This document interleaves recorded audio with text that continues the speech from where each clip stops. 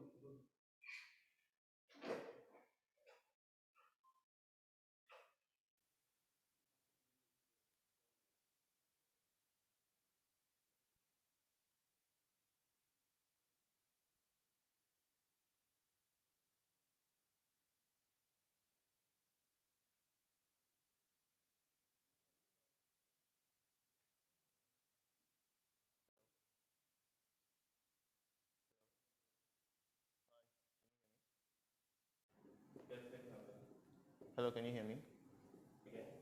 Hello, can you hear me?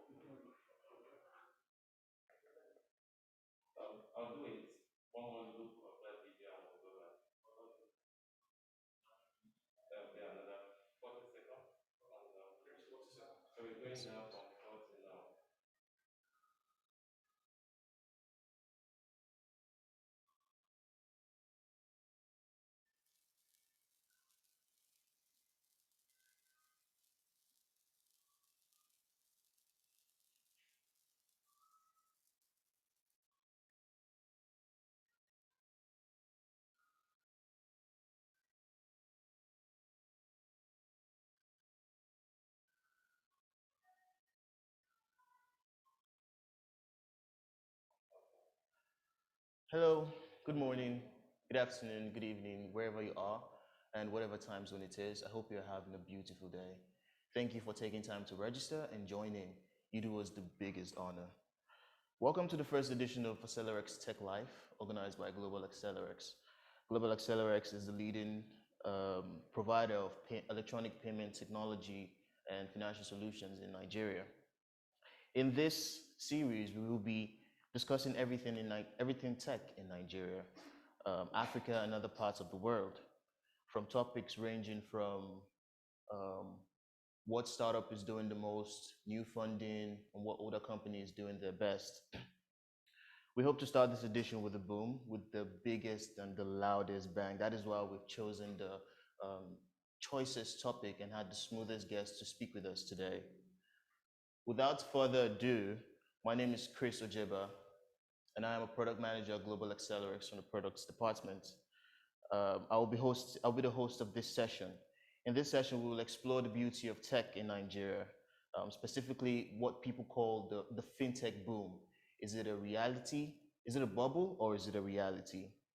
Over the past 5 years, the Nigerian tech space has been all the rage, fiercely innovating and building businesses. But very few persons know the brains behind these brands and behind these innovations. Analyzing this topic with me today is one of such individuals. He is the former co-founder of GoCada and the current country director for Chipper Cash Nigeria. He is no other than Abiodun Animashaun. It is very, very nice to meet you. Thank you very much for having me here. It's a pleasure to join you guys here and have this conversation with you. Thank you so much for the honor. Yeah, thank you for being here. For our listeners who are just meeting you for the first time, can you please give them a brief overview of who you are? Let them meet you. Right. My name is Abiodun Animashaun. I'm the country director for Chipper Cash here in Nigeria. Chipper Cash is a peer-to-peer payment platform that allows you to send money across multiple African countries, including the US and the UK. I think pretty much that's it for my Chipper Cash background. I'm also a co-founder at GoCada. We exited in 2019. I was a CFO as well until my recent exit. And pretty much I feel that's it. Okay, great, interesting. So we did a little bit of background check into you, and we discovered that you studied physics in school. So how did the transition happen from that into technology? So I'll say that I'm a very, very keen lover of technology. I've always loved technology right from even before getting into university. So I wanted to study computer science, and for some reason I found my way in physics education, precisely science education. I'm supposed to be a physics teacher because I was a training, and the idea is for you to be able to teach sciences, but I majored in physics. And for some reason, while even during my undergraduate program, I took classes or took courses in computing, and that helped me up until like when I graduated, and I got my first job in 2012, where I was the software a web developer actually initially, and I became a solutions documentation specialist for a telco here in Lagos in 2012, and ever since that has been like the transition in between technology, business, and all of that. Yeah, interesting. So literally, from what you said, you've been in the Nigerian tech space for close on 10 years. Yeah, they're about a decade, yes. How would you say the growth has been from that time when you started to now? I'd say it's been the growth has been sporadic in the sense that I remember early days of working out of Yaba space, which is CC Hub precisely, working out of Yaba and all of that. And when I see the kind of transitioning that that has happened right now, not just for myself, but for businesses, for founders, for early tech startup owners who started all the way from Yaba as well till there, I'll tell you that it's been very it's mind blowing when you think about the opportunities that a lot of these startup founders or a lot of these businesses have unlocked for the region, which is Nigeria. I'll say it's a very good job being done. Yeah, interesting. So we've had a lot of sectors that have been impacted by technology over the past couple of years, but none has been more pronounced like the fintech industry. So how do you think that how do you think that we are solving the financial inclusion problem and with the innovations that we're bringing up? First, I'll say that the reason why a lot of people are excited about the stunts being performed by fintechs in Nigeria today is because there's a good comparison of comparing fintechs with the banking sector or the traditional banks, and you can see that there's a wide contrast in it. But if you think about it, it's just that one is driven mostly by technology, and the regular traditional banking sectors or banking systems or institutions are still the way they are for some reason, and they're gradually moving that switch, making that switch become tech driven. But a lot of the time, the comparison is basically what's making us wild about the whole experience of what is happening right now. Yeah, interesting. So Africa itself, over the past couple of years, has seen a lot of growth in the fintech area, but seemingly Nigeria seems to be the hottest space. So why do you think that is? So I feel it's a reality that Nigeria is leading because if you look at it, the extent at which the landscape allows you to build stuff, to disrupt solutions, conventional solutions, is mind blowing. Because I feel like we have a supportive landscape. It's a landscape that allows you to do almost everything you want to do. To experiment in a couple of ways. You can try out things in little or like with to a large extent. There's room for you to explore. There's room for you to explore and try out stuff, build things. So the platform is there, and I feel like Nigeria is an enabling economy for you to do that kind of thing. If you think about the way as which technology is driving things for us, it's a bit different, and there's more opportunity here. I would say for this part of the world where we're from. Yeah, and just this year alone, we've recorded a phenomenal amount of funding into the fintech space. I mean, just last month, Chipper Cash became a unicorn. I mean, that was very exciting. Yeah, it was very exciting. I'll tell you. Yeah. So, what do you think more fintech companies need to do to attain unicorn status? And from your perspective, do you think that we would have more unicorns in the coming year? So I'll before talking about the unicorn question, I think I would like to highlight the fact that yes, we've seen great amount of funding coming to this part of the world or this part of Africa precisely. But I want to tell you as well that we'll see more coming in the next couple of years. So in about another maybe 12 months, in another 18, 24 months, we expect things like a lot of funds will come in here to support businesses, support ventures, not just in fintech, but in other business sectors or subsectors of the economy. And I feel like the reality here is that whether we like it or not, a couple of businesses, more businesses will attain the unicorn status because, like I said earlier, the landscape is supporting. We're seeing businesses go out of their cubicle or their cube to going out of their box or going out of their space to do more than what they're doing right now because the landscape basically supports. I wouldn't say there are no challenges, in terms of like policy, in terms of regulations and all of those things. The challenges are there to just regulate the whole system at which you used to operate. But whether we like it or not, bear in mind that we would see more unicorn status being unleashed. You will see more funding coming to this part of the world, and you will see a lot of disruption happen as we go along the line. I like how you mentioned that. I like how you mentioned that, and the optimism in your voice when you say that. It's kind of like motivating to a lot of young startups who are out there doing something right now. So another thing is, it recorded in Nigeria today, as of 2021, Nigeria recorded just 1 billion US dollars in funding, Yeah, right? thereabout. And India, for example, India recorded about over $30 billion and have gotten up to 40 unicorns. So I'm trying to look at the comparison between both and what we need to do to Yeah. get there.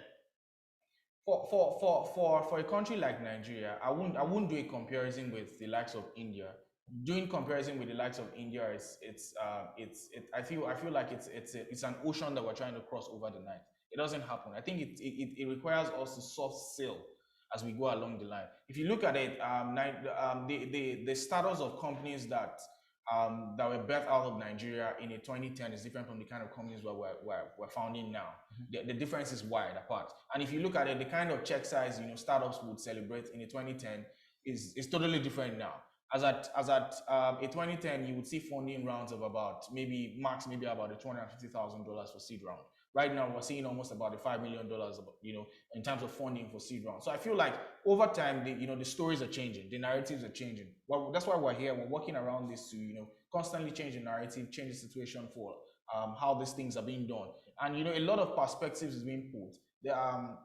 Like I said earlier, you will see more funding coming to this part of this world. The opportunities are being unleashed on a daily basis. People are saying the need for you to put a bet on Africa, put a bet precisely even on Nigeria, and say, oh, that's where it should happen. That's where it's going to happen. That's where it's happening from. And on the top of my head, I'll say over the next couple of years, the narratives will keep changing. You would see more pre-seed rounds, hitting about a 5 million, about a 10 million, a 20 million. And founders will be able to do more. Companies will be able to grow faster than how things are done right now. So I feel like there's a lot of opportunity ahead for new founders, new startups that have been coming up out of Nigeria. Yeah, I agree with that, which is quite interesting because I believe on this chats that we're having, we have a lot of young people who have startups, who want to develop something in the fintech space and do more to solve the financial inclusion problem. So what would you say to them in terms of bootstrapping and venture funding? What would your advice be to them in that area? So there are two sides to it, and it's basically dependent on the choice of the founders. First thing is, do you have like founders funds to run your business? If yes, go that path. If you do not have, build a minimum MVP for like just to prove your concept. It's just a POC that will push it out and say, "Oh, this is what we try to achieve. This is how big the market is. This is how big the opportunity is." And I feel like from there you can always go as far as you can, because just taking up the idea from a paper and say, oh, this is what I need the money for, this is how I want to do, it's more of like shooting into the blank air and nothing is going to happen. But the more you are able to put in some work, a bit of work, just to prove that, oh, you know what you're doing, you have an idea of what you're trying to achieve, I feel like you will go a lot, and people will be excited to even take a bet on you as you go along the line. Yeah. So interesting. Over the years, just speculate to, if you look at the track record of funding rounds that we've had in Nigeria over the past couple of years, it's been majorly from foreign investors and foreign companies. You, none particularly, or there have been no big rounds from local investors. So in the coming year, how do you think that would play out? Do you think we would see more local investors putting their bets on the tech space in Nigeria? Yes, I would say that yes, you would see more opportunities around how funding rounds are being done from sources. And I'll beat my chest to tell you that over the next couple of years, the narratives will change. Right now, we're seeing, investment, we're seeing checks come out from like local Black founders, precisely, founders here in Nigeria, from, VCs here in Nigeria, from, CEOs and execs here in Nigeria come out. But I can tell you the bigger rounds over the next couple of years will basically still come from Black founders over time, because no one is going to do it for us. That's one of the things I always tell people, and we're definitely going to do it. We've seen it happen over the last maybe few months, about a year or two. We've seen things change. The narratives are changing. We're seeing more African, Nigerian owned or backed funds being put up or being set up. Even up until yesterday, I still read and I heard about it that a fund was being set up, by even almost about 70%, 80% Nigerian or Africans, right? And we're beginning to see more of that happen. We're seeing founders participate in like early rounds, and be sure that the more successful founders or existing founders are, the more funds you see into the platform or the ecosystem. I agree with that, and that is a very interesting take. But however,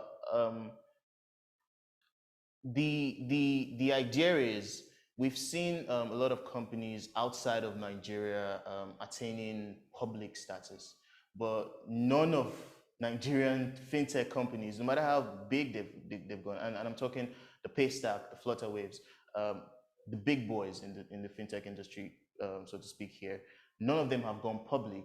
Um, can you speak on why, and if we would see more fintech innovation, more fintech businesses go public in the coming year? Yes, you're very correct. It's good highlighting that option of, okay, how many companies are going to go public? How many companies are public right now? How many companies are going to go public? Look at it, about 30 years ago, how many early stage companies were public, right? The stories changed for like even the developed countries like the US, the UK. Now, right now, we're seeing a couple of their companies go public, and I can tell you at the same time, the more bets we take on our own companies here in Africa, the more things will become successful. You will definitely see a rise of companies going public in like a couple of years, in like 5 years, 10 years. You see more companies in Africa go public. I really won't be able to mention the names now, but trust me, you will see a lot of companies go public. We've seen acquisitions happen, we've seen mergers happen, and M&As are interesting, but that's like the part to it. If there are M&As, if there can be M&As, definitely there will be acquisitions. Trust me, there will be there will be mergers, there will be acquisitions, there will be IPOs. You will see a lot of things happen. Trust me, you would see people going public, like companies going public. A lot of these things will happen, but it's going to take a little while. And I just feel like we're building. Let's keep building what we're doing, and let's see all this magic happen. I think with the people that we have in the space, people like you and some of the young individuals that are driving the technology in this place, we would have the patience, the resilience to see that space develop into where we need it to be, into Nigeria leading Africa in like a tech revolution kind of thing. That idea is, I think, is safe with us as young people driving this space. There's also some speculation from some individuals, maybe in the same area. Maybe you've heard that conversation before around with the rage at which fintech in Nigeria is exploding, Yeah. with the way it's growing. Do you think that it is a bubble that would one day blow open and nobody will be speaking about fintech anymore? Do you think it's something that we would experience anytime soon?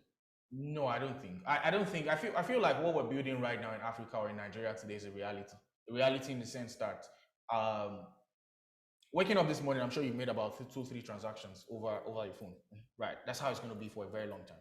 Either cashless or either with cards or without cards, either with cash or without cash. Whichever way it is, either contact or non-contact, right? I feel like the boom is here. The boom is here to stay. How much of innovation can we continue to see as we go along the line? And I feel like we have a solution. We are building something very innovative, and we feel like something that will stay in the pocket of users for as long as possible. And off the top of my head, I can beat my chest to say that whether we like it or not, fintech will continue to be on the rise. In Africa, in Nigeria, fintech will continue to be on the rise because it's a daily and a lifestyle thing. The more we begin to understand them and the more we begin to adopt, you'll be surprised at how much of financial inclusion is being driven today. You'll be surprised. So look at how much of people you can find who have bank accounts today. How many people do not have bank accounts? So look at the opportunity of spreading that. So it's like spreading the gospel. So it's like a gospel of financial technology or financial inclusion. Look at how much gospel we can spread. Look at how much of people can begin to adopt all the solutions we're building. Look at how much of people can begin to understand that you can send money without having to go into the bank and all of those things. So I feel like whether we like it or not, the boom is here. The boom is here to stay. It's never a bubble. It's not going to burst up someday, right? And over time, whether we like it or not, whether we choose to admit or not, Nigeria is a driver. Nigeria is a driving force to reckon with globally. I'll tell you, Nigeria is a force to reckon with globally. But at the same time, I'll tell you that the bubble is not existing. It's a boom, and the boom is here to stay. That's it.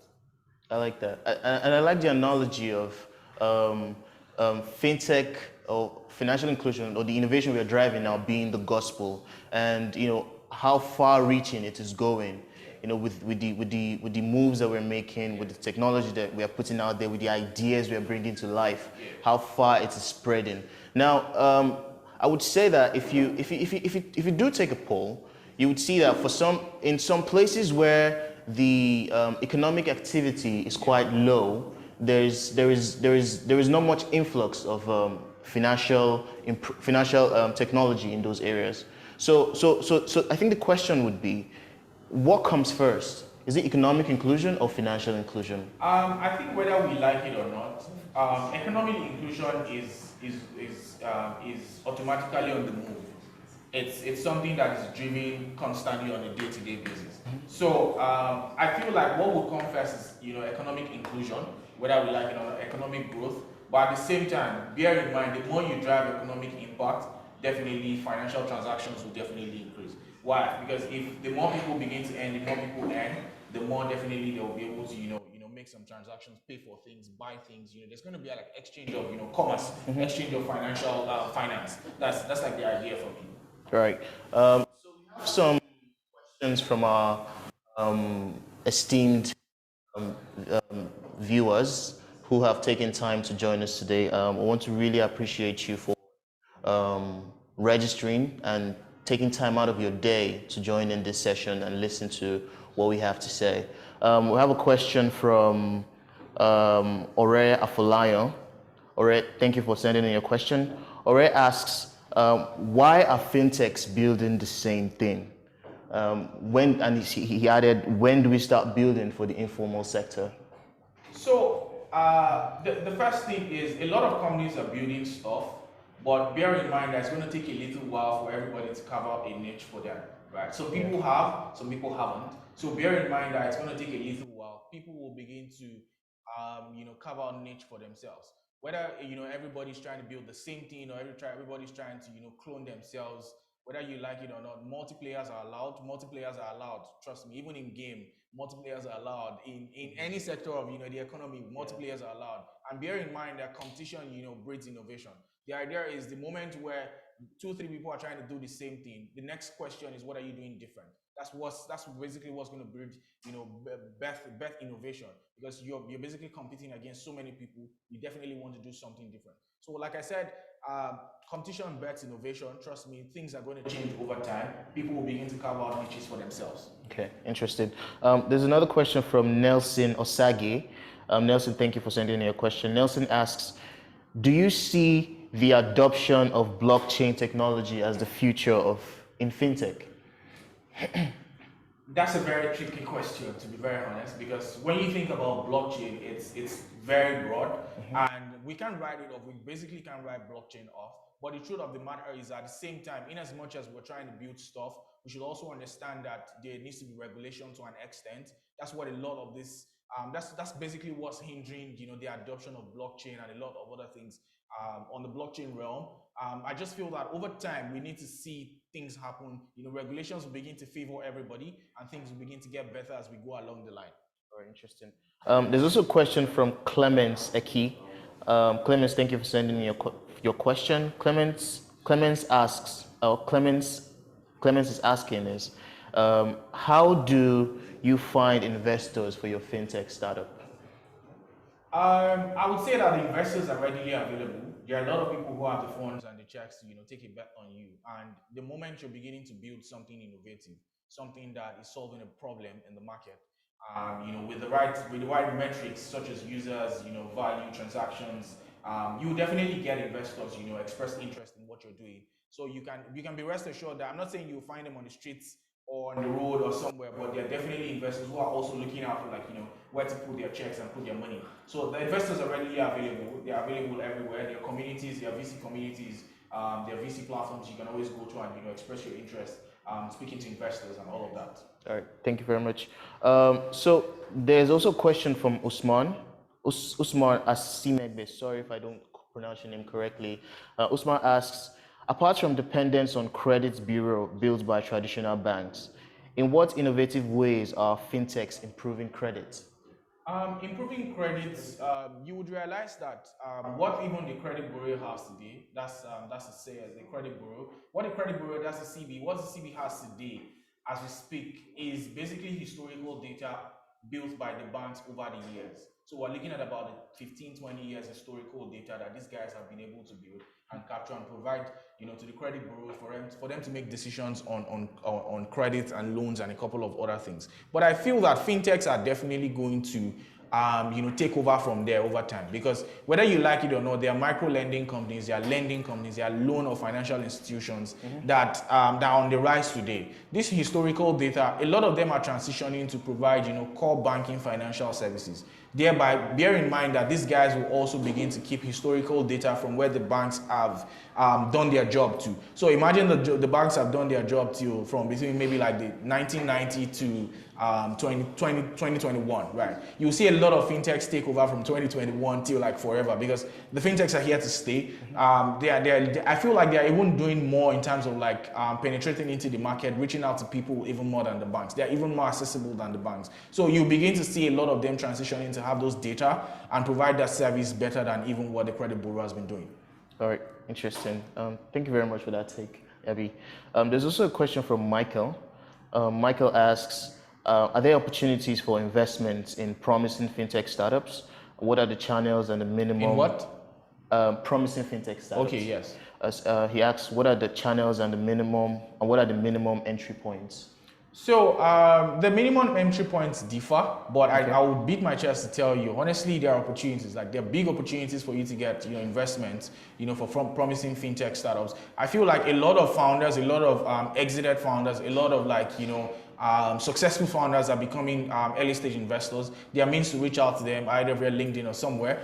You can reach out to a lot of founders, a lot of VCs, early stage companies that are willing to get funding. Can reach out to all these founders or early VCs that are willing to take bets and put the check on founders or startups that are promising here in Nigeria. All right. So this is a question from Inemeka Eberechuku. I think you already answered the question while you were speaking. He asked, what is the future of payments in Africa? The future of payments in Africa is way beyond what we can define in a sentence. but I want to tell you that it's going to be groundbreaking. A lot of companies across continent are building innovative stuff. They are building amazing companies, innovative solutions. But I can tell you for a fact that it's going to be very big. Innovative. It's going to be very successful. I'll be honest with you, because the landscape is beginning to open up to support this. And I'll tell you that if you do a comparison, across different countries in the continent, you see that a lot of people are beginning to wake up to the call that we have to build what's innovative, we have to solve problems, we have to build solutions that would, make our lives better. And that's like the idea. Right. So there's another question from Victor Agboli. He asks, why is there more focus on the fintech startups than on other sectors like agric and edutech? We need to preach more about what we're building, right? Fintechs are doing a lot, yes, we totally agree, but bear in mind, fintech is not the only space. There are a lot of other spaces that are raking in a lot of funds. Yes, I know that fintechs are doing a lot, and the metrics at which they use to judge the fintechs to raise the funds is maybe accessible, in the sense that look at the population we have, look at how much of transactions are happening on a day-to-day basis, go into the market, see how much transactions are happening, see how much money is exchanged on a daily basis. But come to think about it, there are other sectors of the economy that are doing super fine. Look at agri-tech. Whether we like it or not, people will continue to eat. You eat 3 times a day, 2 times a day, even once a day. If you eat, you're eating. You're basically a subscriber to a service. That's the idea. So look at how many people will basically be able to pay for a meal. So whether we like it or not, there are a lot of subsectors of the economy that will do well, that are doing well. We just need to preach it more and make it known out. That's like the idea. Right. So I think in the audience today we have a lot of people who want to startup folks who own businesses, and then they'll be asking questions in reference to investment. Here's a question from, okay, I didn't get your name. He says, before choosing an investor for your startup, what do you look out for? What convinces you to go ahead with investor A or investor B? So one of the things, one of the factors that I've always preached to early founders about choosing an investor is you just don't want someone who's going to choke the money down your throat, right? You need someone who understands the intricacies of running your kind of business, someone who has experience running your kind of business, who understands, the difficulties, the challenges, someone who can basically help grow your business as well. So you just don't want someone who splashes the money on you and say, see, just go and double the money for me. It's way beyond that. You basically want someone who's willing to support you to grow, understand how difficult it is, understands how they can contribute. So it's not just about giving money. Money is important, but some things matter above and beyond money when choosing investments. Yeah. So whoever you are, the send the question. Sorry, I didn't get your name. Please follow Abby's advice and look out for who you are, the qualities of the investors you are getting into your company. If they match your values, if they understand what your idea stands for. There's also another question here. What is the fintech approach to regulations from CBN and other regulatory bodies? This is from Kende. Kende, thank you for sending me your question. That's a very interesting question, and I'm excited to answer that. The CBN today is willing to listen to everybody, to support ideas. Nothing is cast in stone yet. If you think about it in the long run, there are a lot of policies that were never existing or supporting fintechs today. Maybe about 10 years ago, 5 years ago, things are beginning to change. And you begin to see the central bank open up their arms to welcome a lot of fintech ideas. Just that, bear in mind that you need to also understand that the more they welcome you, the more policies they put into place to regulate your kind of business or your sector of financial services. Yeah, that's the idea. Interesting.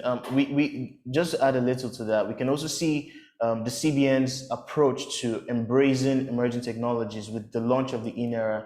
It shows how they want to improve the innovation space in Nigeria from here. Also, I think we have a question. I think this one is regarding people resources to work. Something around the great resignation in the tech space in Nigeria nowadays, with people leaving the country, people getting into more important paying roles. What is your take on that? It's changing, trust me.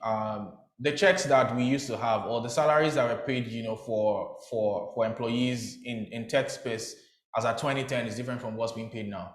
Things are changing, and Nigerian companies are beginning to also open up and understand that, okay, we need to also strike a match, right? Because talent is an asset. It's like anything more than gold. Talent is way more than gold, I'll be honest with you. And you definitely want to keep what you have. You want to protect them.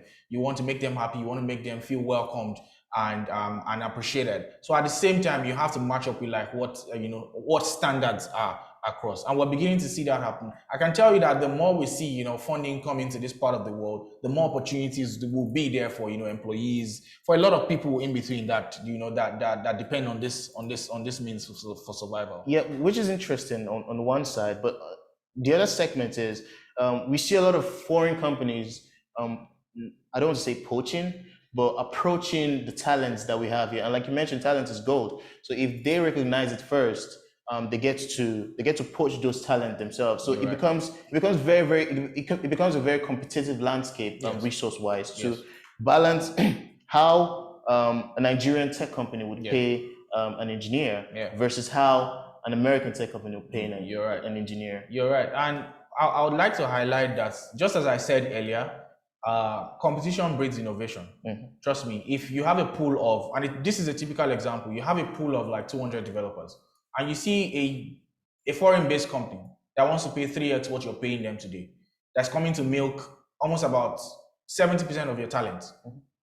What are you forced to do? Are you going to go back and go into like an empty pool of not knowing what the value is, or you will try and double up to to meet up with the standard? For me, I feel like the idea is that at that point there's a competition for talent, right? You definitely don't want someone to come and milk or drain your talent out of the pool for you, right? You have to double up. That's the point. And over time, the more funding companies are getting, the more financially stable companies are becoming, financially how do I put it? The more funding companies get, the more definitely they want to like double up to standard. That's the truth. And if you think about it, like I said earlier, what companies were paying in 2015 is not what companies are paying in 2021. It's going to be different in 2025.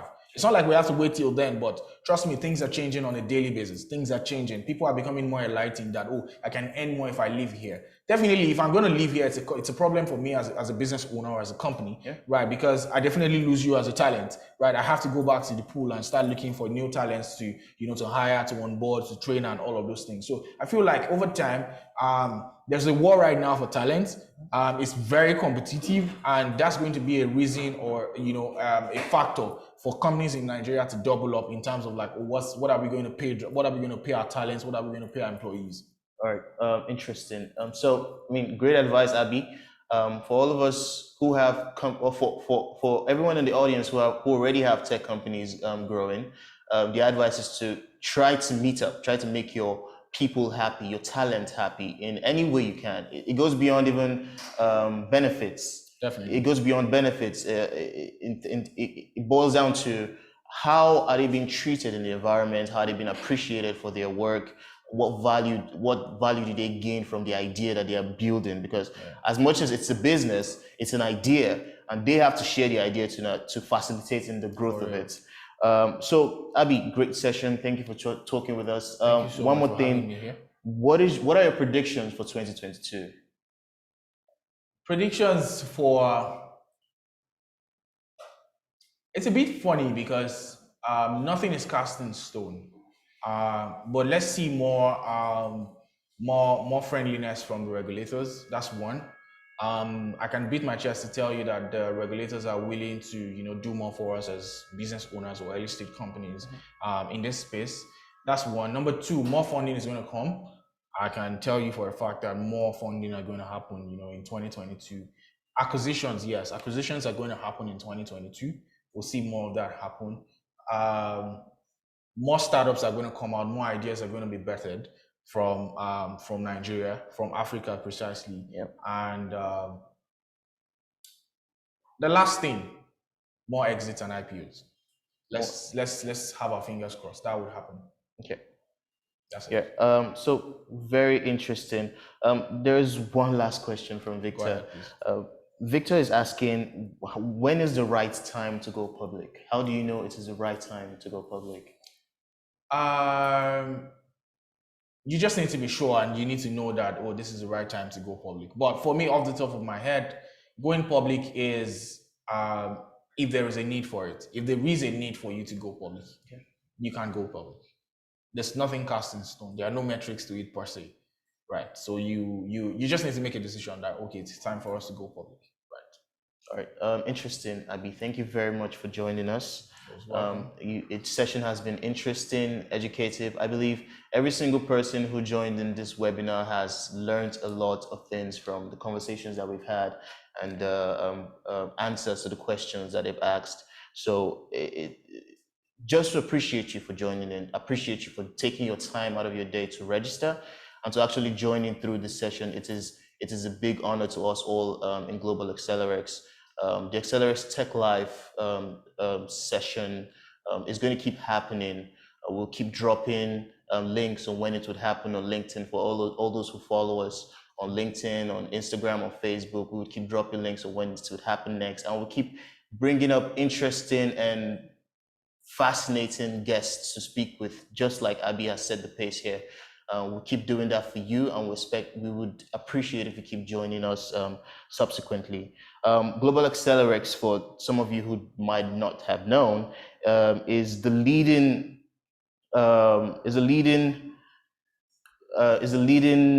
provider of electronic payments and financial technology solutions in Nigeria. So again, we are honored as a team, as a company, to have you join us, and thank you very much.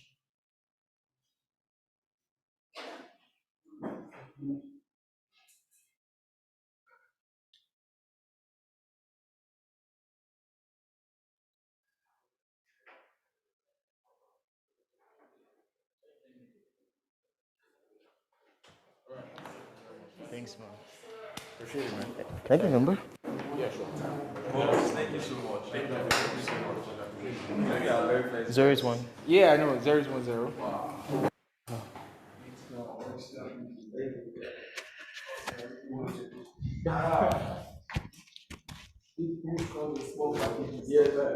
IPO, exit. No, those things will Fingers happen. crossed. Yeah, fingers crossed. That's the idea. Those things will happen.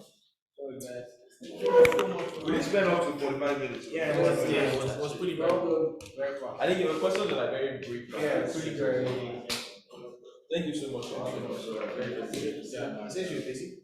Yeah, it's always on game, but just send me a message. Yeah, I remember when I was calling you.